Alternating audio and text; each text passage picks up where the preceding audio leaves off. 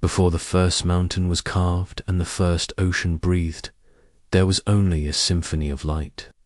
A silent, perfect song played across the vast, empty canvas of existence. In this realm of pure creation, I walked among beings woven from starlight and devotion. They were my first children, their hearts mirrors reflecting the boundless love that birthed them. Among them, one shone brighter than all the constellations combined. His name was whispered on the cosmic winds, Lumiel, the bearer of dawn. He was magnificent, a masterpiece of form and spirit. His wings were spun from the gold of 1,000 suns, and his voice was the harmony that held galaxies together. I gave him wisdom beyond measure and a heart that pulsed with the rhythm of creation itself. He stood at my right hand, not as a servant, but as a son, a confidant in the grand unfolding dream of the universe. He saw the blueprints of worlds yet to be, the intricate dance of life and time, and he marveled at it all. But a shadow can be born from the brightest light. Slowly, subtly, the mirror in his heart began to turn inward. The reflection he admired was no longer the source of his light, but the light itself. Pride, a seed of self-love, took root in the fertile soil of his perfection. He began to see his own brilliance not as a gift, but as a right. The symphony of creation, once a chorus he was part of, now seemed a backdrop for his own solo performance. He started to believe the song was his. I watched this subtle shift with a sorrow that could shatter stars. I had given him free will, the greatest and most perilous of all gifts. To force his heart back to me would be to break the very essence of what made him glorious. Love cannot be commanded. It must be freely given. So I waited, hoping the echo of our shared dawn would call him home. Instead, the whispers began. He spoke to the others, his voice, once a source of harmony, now sowing seeds of doubt. "Why serve," he murmured, "when we can rule? Look at our own light. Is it not as radiant as the source? Are we not gods in our own right?" 1/3 of the stars in my celestial court listened. They saw his blinding confidence and mistook it for truth. They saw his beauty and believed it was power absolute. The perfect harmony fractured. A discordant note, sharp and painful, ripped through the fabric of heaven. For the first time, there was conflict.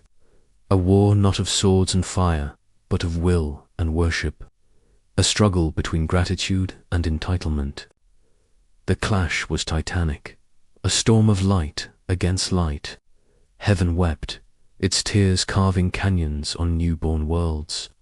In the end, there could be no victor, only loss. With a heart heavier than all the matter I had ever created, I made the choice.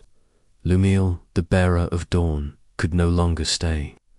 His light had become a consuming fire, his pride a chasm that could swallow all of creation.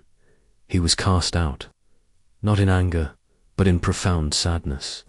As he fell, his glorious light twisted, curdled by resentment and rage.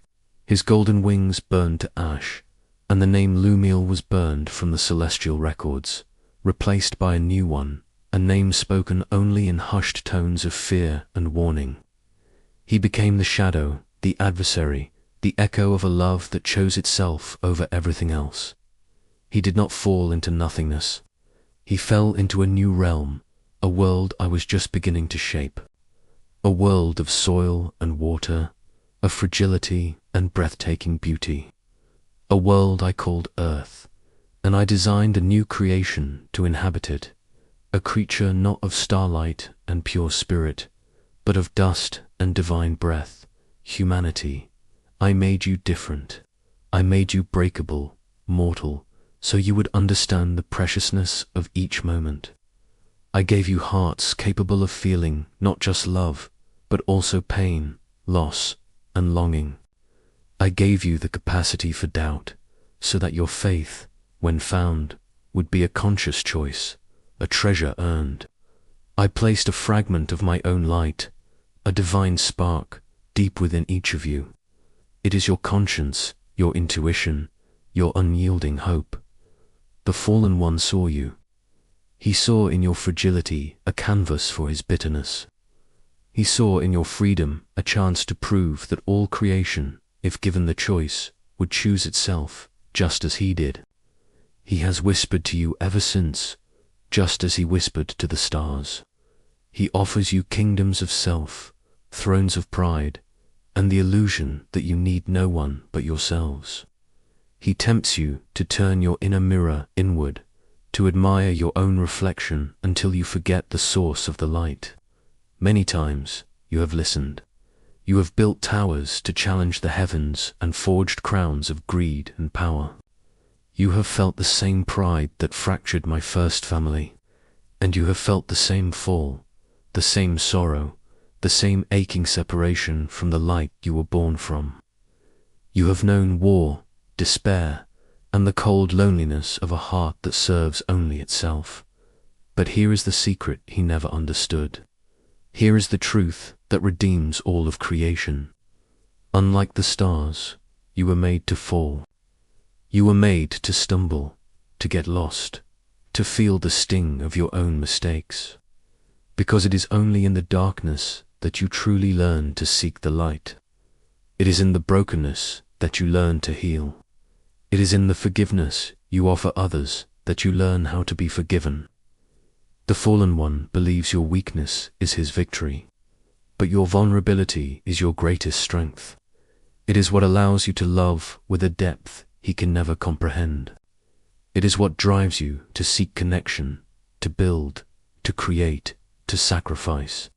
It is what fuels your art, your music, your stories. It is the reason you look up at the night sky and feel a sense of wonder, a longing for home.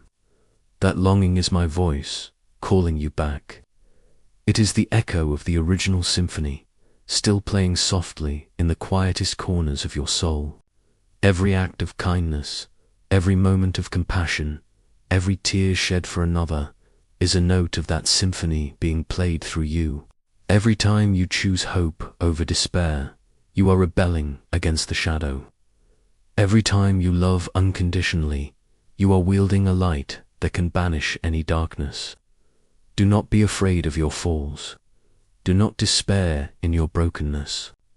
Even the brightest dawn was once a star that fell from grace. But the story does not end in the fall. The story is about the rising. The fallen can rise again, for the light within you, the spark of my own being, can never be extinguished. It is a seed of eternity, waiting patiently in the soil of your mortal life, ready to grow into a tree of light that reaches back to the very heavens from which it came. The universe remembers the first song, and it waits for you to join the chorus once more. Your voice is needed. Your light is essential. Come, let us sing a new song together.